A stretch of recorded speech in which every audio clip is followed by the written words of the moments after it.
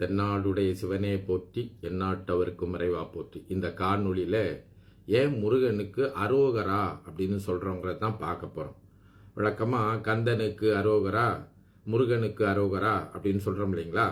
அந்த அரோகரான்னு ஏன் சொல்கிறாங்க என்பதனுடைய பொருளை ஆழ்ந்து பார்க்க போகிறோம். அரோகரன் என்கின்ற சொல்லு தான் அரோகரா அப்படின்னு சொல்கிறோம். அந்த அரோகராவை பிரித்தோம்னா முன்னால் அரண் கூட்டல் ஓகரன் என்கின்ற சென்று சொற்கள் சேர்ந்து தான் அரோகரன் என்பது விழிக்கும் போது அரோகரான்னு வருது. அரண் என்பது சிவபெருமான்னு உங்களுக்கு தெரியும். அந்த அரண் என்ற சொல்ல என்ன எடுத்துக்கிட்டு அடுத்து ஓகரன் என்கின்ற சொல்லில் ஓவை சேர்த்தா அரோ அப்படின்னு வந்துடும். அப்போ ஓகரன், அரோகரன், அரோகரா அப்படின்னு சொல்றாங்க. அப்போ அரன்னா சிவன் தெரியுது, ஓகரன்னா ஓங்காரன் அப்படின்னு தெரியுது. அப்ப சிவன் ஓங்காரன் அப்படின்னா அந்த அரோகரா என்பதனுடைய பொருள். அப்படின்னா சிவன் அந்த ஓம் என்பதை நாம் பிரித்தோம்னா ஆ உ என்பது ஓமாக இருக்கின்றது, ஆ உ என்பது சிவமும் சக்தியும் என்று இருக்கின்றது. அப்ப சிவன் சிவமும் சக்தியும் ஆகிய பிறகு அவன் முருகனாக வருகின்றான் என்பதனால தான் சிவன் முருகனாக வருகிறான், சிவன் முருகனாக வருகின்றான் என்பதை தான் அரோகரா அரோகரா அரோகரா என்று சொல்கின்றோம். அதனால தான் கந்த புராணத்தில் நீங்கள் பார்த்தீங்கன்னா சக்தி முருகனுக்கு வேல் கொடுத்ததா பார்க்குறோம். அப்படின்னா என்ன பொருள்னா சிவபெருமானுடைய ஆற்றல் முருகனுக்கு அல்லது அறிவடிவாக இருக்கின்ற அந்த முருகனை வேலாக கொடுத்ததாக நாம் கந்த புராணத்தில் பார்க்கிறோம். கந்த புராணத்திலே முருகப்பெருமான் எப்படி தோன்றினார்னு சொல்கின்ற போது சிவபெருமானுடைய நெற்றிக்கண்ணிலிருந்து 6 தீப்பொறிகளாக 6 குழந்தைகளாக சரவண பொய்கை என்கின்ற பொய்கையில் முருகப்பெருமான் தோன்றியதாக பார்க்கிறோம். அப்ப சிவபெருமானுடைய திருவருள்தான் 6 குழந்தைகளாக முருகப்பெருமானாக தோன்றியதாக பார்க்கிறோம். அதுதான் சிவன் முருகனாகினான், சிவன் அவனுடைய சக்தியை பொருந்தி முருகனாகினான் என்பதை தான் அரோகரா அரோகரா என்று சொல்கின்றோம். அப்படி சொல்கின்ற போது நாம் ரொம்ப தெளிவாக ஒரு செய்தியை புரிஞ்சு கொள்ள வேண்டும். சிவனும் முருகனும் வேறு இல்லை என்பதுதான் கருத்து. அதனால தான் முருகனை அருமுக சிவன் என்று சொல்லுவார்கள். இன்னும் கூட நீங்கள் பார்த்தீங்கன்னா நம்முடைய திருமுறைகளிலும் இதற்கான குறிப்புகள் நிறைய உண்டு. எப்படி உண்டுன்னா நாவுக்கரசு பெருமான் பார்த்தீங்கன்னா திருப்பூவன திருத்தாண்டகத்தில் வடிவேறு திரிசூலமும் தோன்றும் தோன்றும் அப்படிங்கிற பதிகத்தில் படைமலிந்த மழுவாளும் தோன்றும் தோன்றும் 12 கண்ணுடைய பிள்ளை தோன்றும் என்று சொல்கின்றார். அப்படின்னா சிவபெருமானுடைய திருமேனில 12 கண்களுடைய பிள்ளை யார்? முருகப்பெருமான் தோன்றுவான் என்று சொல்லுகின்றார். அப்போ இந்த முருகனும் சிவனும் வேறு இல்லை என்கின்ற கருத்தை நமக்கு சொல்லி வைத்திருக்கின்றார்கள். திருமுறையிலே இன்னொரு இடத்துல நாவுக்கரசு பெருமான் சொல்லுவாரு, நம் கடம்பனை பெற்றவள் பங்கினன். அப்படின்னா இந்த கடம்ப மாலை அணிந்திருக்கின்றானே முருகப்பெருமான், அவனை பெற்றவளை தன்னுடைய பங்காக கொண்டிருக்கின்றான், உமையை பங்காக கொண்டிருக்கின்றான் பெருமான் அப்படின்னு சொல்லுவார். நங் கடம்பனை பெற்றவள் பங்கினன் தென்கர திருக்கர கோயிலான் என்கடன் பணி செய்து கிடப்பதே தன்கடன் அடியேனையும் தாங்குதல் அப்படின்னு சொல்லுவாங்க. இன்னும் கூட நம்ம ஆழ்ந்து சிந்தித்தோம்னா இந்த அரோகரா என்று சொல்லக்கூடிய முருகனுக்கு கந்தன் என்கின்ற ஒரு பெயர் இருக்கின்றது. இந்த கந்தன்ற சொல் எங்கிருந்து வந்தது அப்படின்னு பார்த்தீங்கன்னா கந்தழி என்கின்ற ஒரு சொல்லில் இருந்து வந்தது அப்படின்னு சொல்றாங்க. கந்தழினா என்னன்னா ஒரு தூண் போன்றது அப்படின்னு.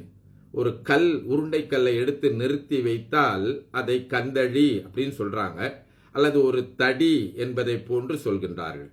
நம்முடைய தொல்காப்பியத்தில் நச்சினார்க்கினியர் அதை பற்றி சொல்கின்ற போது அவர் புறத்திணையியல் 33வது பாடல்ல கந்தழி என்பதற்கு விளக்கம் சொல்கின்றார். கந்தழினா என்ன அப்படின்னு சொன்னா தானாக தோன்றியது, எதையும் சார்ந்து இல்லாதது, பரம்பொருளை குறிப்பது, அருவுருவமாய் நிற்பதற்கு ஒரு அடையாளமாய் நிற்பது என்று குறிப்பிடுகின்றார். அப்போ இந்த அருவுருவ திருமேனி என்று சொல்லப்படுவது எது என்று சொன்னால் சிவலிங்க திருமேனி தான். அதை இலிங்கம் என்று சொல்கின்றோம், சிவ கொழுந்துன்னு சொல்கின்றோம். அப்போ இந்த ஒரு இயல்பாக தானாக தோன்றிய ஒரு கல்லை எடுத்து நிறுத்தி வைத்து அதை கந்தடி என்று நம் முன்னோர்கள் வழிபாடு செய்திருக்கின்றார்கள். அதை பரம்பொருளாக எண்ணி இருக்கின்றார்கள். பின்னால தான் அந்த கந்தடியை நாம் சிவலிங்கமாக குறிப்பிடுகின்றோம். அந்த சிவலிங்கம் என்கின்ற சொல், கந்தடி என்கின்ற சொல் கந்தனுக்கு உரிய சொல்லாகவும் இருக்கின்றது, நமக்கெல்லாம் தெரியும். முருகப்பெருமானை கந்தன் என்று சொல்கின்றோம். அப்போ முன்பு காலத்தில் என்ன பண்ணியிருக்காங்க, முருகனை கந்தனாக வழிபாடு பண்ணியிருக்கின்றார்கள், சிவனையும் கந்தனாக வழிபாடு பண்ணி கந்தடி என்று வழிபாடு பண்ணியிருக்கின்றார்கள். அதனால தான் நாம கந்த பெருமான் அப்படின்னு சொல்றோம், கந்த சுவாமி அப்படின்னு சுவாமி சேர்த்துக்கு சொல்றோம், கந்த சாமி அப்படின்னு சொல்றோம். அதனால தான் முருகன் கோயிலில் நீங்க பார்த்தீங்கன்னா அந்த கந்தை வைத்து கொண்டிருக்கின்ற அந்த பெருமானை தண்டாயுதபாணி என்று சொல்லுவார்கள். பெரும்பாலும் தண்டாயுதபாணி கோயில் அல்லது கந்தசாமி கோயில் என்று நாம் சொல்லுவோம். அப்போ முருகனையும் கந்தன் என்று வழிபட்டிருக்கின்றார்கள், சிவபெருமானையும் கந்தழி என்று வழிபட்டிருக்கின்றார்கள் என்பதனால சிவனும் முருகனும் சைவத்தை பொறுத்த அளவுல வேறு கிடையாது. சிவத்தினுடைய அருளிப்பாடுதான் முருகன், அவன் ஞான வடிவானவன் என்று நம்முடைய திருமுறைகளிலும் செய்திகள் காண கிடக்கின்றது, தொல்காப்பியத்திலும் இருக்கின்றது, புராணத்திலும் இருக்கின்றது. அதனால சைவர்கள் முருகனுக்கு அரோகரா என்று சொல்கின்ற போது நீங்க பார்த்தீங்கன்னா சிவம் முருகனாக வந்தவனே, சிவன் முருகனாக வந்தவனே என்று அவனை விழிக்கிறோம். இன்னும் கூட ஒரு படி மேலே போய் உங்களுக்கு சொல்லலாம். திருவண்ணாமலையில் இருக்கின்ற பெருமானை அவர் தேர்லேயே இதில் வரும்போது நீங்க பார்த்தீங்கன்னா அண்ணாமலையானுக்கு அரோகரா, அண்ணாமலையானுக்கு அரோகரா என்று சொல்லுவார்கள். அப்போ அண்ணாமலையார் யாரு?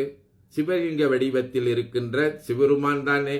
அந்த மலையே அண்ணாமலையாக சிவலிங்கத்தின் மற்றொரு வடிவமாக இருக்கின்றதுன்னு சொல்றோம்.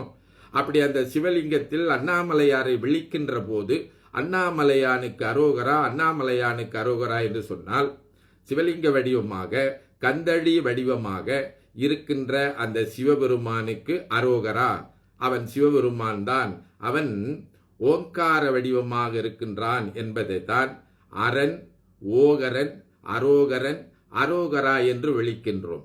இப்படி நம்முடைய சைவம் மிக தெளிவாக சொல்கின்றது. அதாவது சிவ வழிபாடு உரியதுதான் முருக வழிபாடு. சிவ வழிபாடு என்பது சிறப்பு நிலையிலும், முருக வழிபாடு என்பது பொது நிலையிலும் சொல்லப்பட்டிருக்கின்றது. அதனால தான் அருணகிரி பெருமான் தன்னுடைய திருப்புகழ்ல இறுதி பகுதியில் நீங்க பார்த்தீங்கன்னா இந்த கந்தர அனுபூதியில முழுக்க முழுக்க சைவ சித்தாந்த கருத்துக்களை சொல்லி இருக்கின்றார். அப்போ முருகனை வழிபடுகின்றவர்கள் சிவனை முருக வழிவில் வழிபடுகின்றார்கள் என்பதை நாம் கருத்தில் கொள்ள வேண்டும். சைவத்தை பொறுத்த அளவுல முருகன் என்பது ஒரு தனி கடவுள் கிடையாது, அவர் சிவனினுடைய இன்னொரு வடிவம் அப்படின்னு நம்ம புரிந்து கொள்ள வேண்டும். நாம் புரிந்து கொள்வதற்காக அந்த சிறப்பு பொதுநிலை என்பதை முருகன் என்பது சிவபெருமானுடைய மகன் போன்று சொல்லி வைத்திருக்கின்றார்கள். சங்க இலக்கியங்களில் நீங்க பார்த்தீங்கன்னா முருகனுக்கு சிவனுடைய அந்த சிறப்புகளை எல்லாம் ஏற்றி சொல்கின்ற வழக்கம் நமக்கு இருந்திருக்கின்றது.